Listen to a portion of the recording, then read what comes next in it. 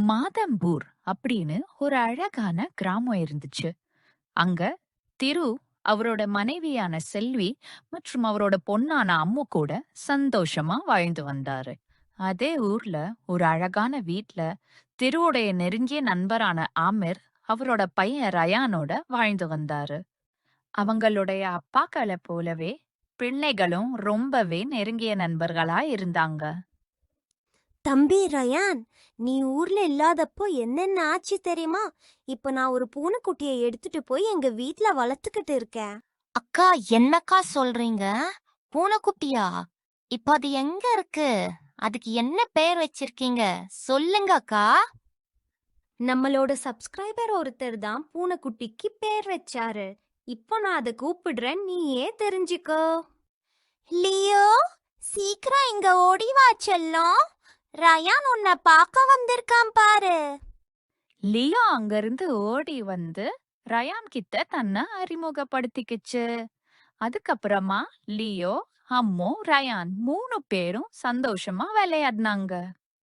இன்னொரு பக்கம் திருவும் ஆமிரும் அவங்க சின்ன வயசுல நடந்த நிகழ்வுகளை பத்தி எல்லாம் பேசி சிரிச்சுக்கிட்டு இருந்தாங்க. நண்பா, உனக்கு ஞாபகம் இருக்கா? சின்ன வயசுல ஒரு வாட்டி நம்ம விளையாடும் போது எதிர் வீட்டு அங்கிளோட கதவை உடைச்சிட்டோம். அவர் நம்மள துரத்தி துரத்தி அடிச்சாரு. ஐயோயோ, அது எப்படி மச்சான் மறக்க முடியும்? ஒவ்வொரு அடியும் சும்மா சர வெடி மாதிரி இருந்துச்சுல்ல. பழச பத்தி எல்லாம் பேசிக்கிட்டு 2 நண்பர்களும் ரொம்பவே சந்தோஷமா சிரிச்சுக்கிட்டு இருந்தாங்க. அப்போ ஒரு முதியவர் அவங்க கிட்ட நடந்து வந்து இப்படி கேட்டாரு. தம்பிங்களா, உங்க 2 பேரையும் தொந்தரவு பண்ணதுக்கு என்ன மன்னிச்சிடுங்கப்பா. நான் ரொம்ப தூரத்துல இருந்து வரேன். என்னோட வீடு வாசல் எல்லாத்தையுமே நான் இழந்துட்டேன்ப்பா. உங்க ஊர்ல எனக்கு ஏதாவது வேலை போட்டு தந்து உதவி பண்ண முடியுமா? ஐயா, நீங்க எந்த ஊரு? நான் உங்களை ஏற்கனவே எங்கேயோ பார்த்தா மாதிரியே இருக்குதே. நான் பிறந்து வளர்ந்தது எல்லாமே இதே ஊரு தான் தம்பி.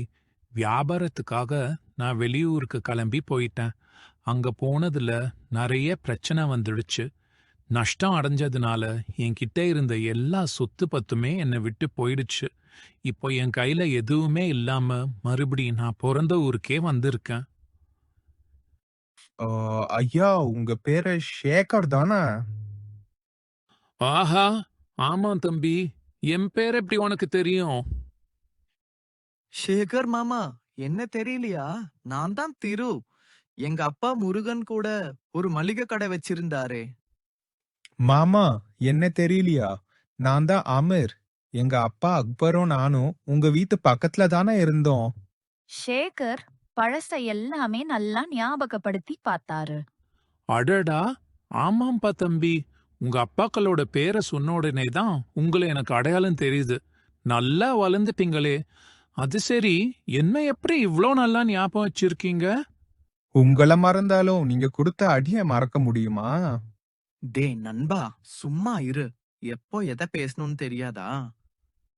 அடடா, ஆமாண்டா தம்பிங்களா. அப்போ நீங்க என்னோட ஜன்னல் கதவை உடைச்சிங்கல்ல. நான் கூட உங்களை தெரு தெருவா அடிச்சனே. ஐயையோ. சரிப்பா, இப்போ எனக்கு தெரிஞ்சு நீங்க எனக்கு உதவி பண்ண மாட்டீங்கன்னு நினைக்கிறேன். நான் வேற யார்கிட்டயாவது போய் உதவி கேட்டுக்கிறேன். அட, என்ன மாமா பேசுறீங்க நீங்க? அதெல்லாம் ஒரு விஷயமே கிடையாது. நாங்க எப்பயோ மறந்துட்டோம். இப்ப கூட நாங்க அத பத்தி தான் பேசி சிரிச்சுக்கிட்டே இருந்தோம். ஆமா மாமா, நாங்க இருந்த பழைய வீடு கூட இப்போ காலியா தான் இருக்கு. நீங்க அதுலயே வந்து தங்கிக்கோங்க. முதல்ல உங்க துணியை போய் மாத்தலாம் வாங்க.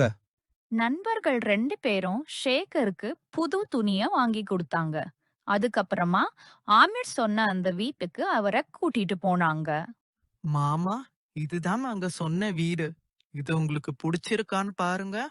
இந்த வீட்டுக்கு என்னப்பா குறைச்சல்? ரொம்பவே அழகா இருக்கு.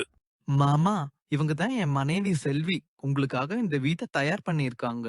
இந்த வீட்ல நீங்க எதிர்பார்க்குற அளவுக்கு வசதி இருக்காதுங்க. ஆனா நான் என்னால முடிஞ்ச அளவுக்கு உங்களுக்காக தயார் பண்ணி வச்சிருக்கேன். என்னம்மா சொல்ற நீ? தெருவுல இருந்த எனக்கு அரண்மனை மாதிரி ஒரு வீட்டை கொடுத்திருக்கீங்க. இதை விட எனக்கு என்னம்மா வேணும்? நான் உங்களுக்கு சின்ன வயசுல பண்ண கெடுதலையும் நீங்க மறந்துட்டு எனக்காக இவ்ளோ உதவி பண்ணியிருக்கீங்க. உங்க எல்லாருக்குமே நான் ரொம்ப நன்றி கடன் பட்டிருக்கேன்ப்பா. இப்ப எதுக்கு மாமா இப்படி அழுதுகிட்டு இருக்கீங்க? சரி, நீங்க ஒரு நாள் பணக்காரர் ஆவீங்கல்ல, அப்ப எனக்கு ஒரு BMW காரை வாங்கி கொடுத்துருங்க. சரியா? முத்து இப்படி சொன்னதை கேட்டு எல்லாரும் சந்தோஷமா சிரிச்சிட்டு இருந்தாங்க. ஹாய் நண்பர்களே, உங்களுக்கு இந்த வீடியோ பிடிச்சிருக்கும்னு நினைக்கிறேன். ஒருத்தவங்க நமக்கு கெட்டதே பண்ணாலும் நாம என்னைக்குமே அவங்களுக்கு நல்லதை மட்டும்தான் நினைக்கணும். சேகர் தாத்தா ஒரு வியாபாரம் பண்ணலான்னு நினைக்கிறாரு. அவர் என்ன மாதிரி வியாபாரம் பண்ணலான்னு உங்களுக்கு தோன்றத கமெண்ட் பண்ணுங்க. அடுத்த வீடியோல சேகர் தாத்தா நீங்க சொல்ற யோசனைய வியாபாரமா பண்ண போறாரு. நன்றி நண்பர்களே.